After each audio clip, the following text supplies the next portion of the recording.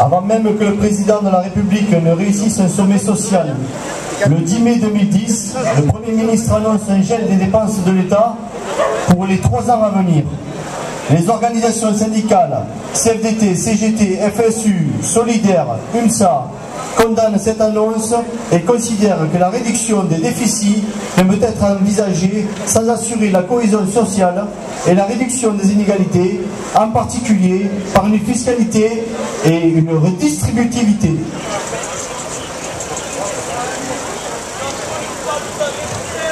Donner la priorité à l'emploi stable, améliorer les salaires et le pouvoir d'achat, réduire les inégalités, réorienter la fiscalité vers plus de justice sociale, investir pour l'emploi de demain par une politique industrielle prenant en compte les impératifs écologiques et par des services publics de qualité restent nos objectifs communs.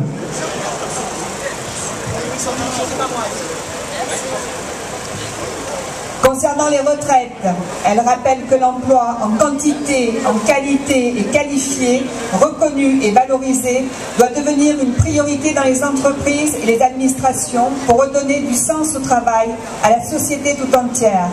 C'est une source de financement incontournable pour assurer le devenir et la pérennité de notre système de retraite par répartition, basé sur la solidarité intergénérationnelle.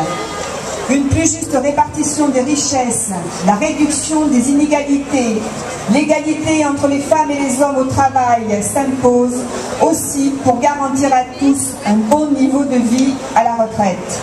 L'âge légal de départ en retraite à 60 ans doit être maintenu. La pénibilité du travail doit être reconnue et ouvrir des droits à un départ anticipé à la retraite.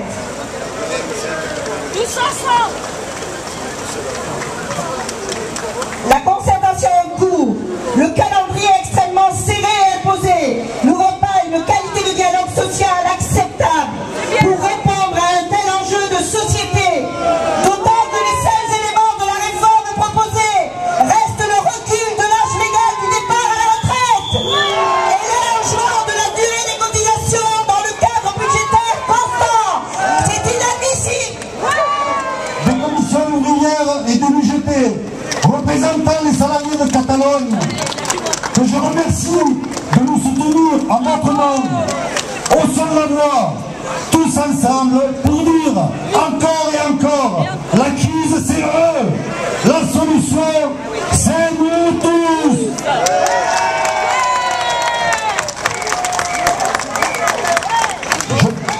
Je passe la parole de suite aux camarades représentant les commissions ouvrières de Catalogne.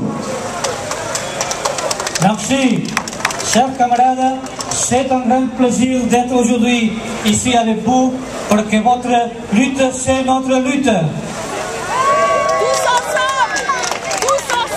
La prochaine fois, nous viendrons de plus camarades pour aider et avancer tout ensemble.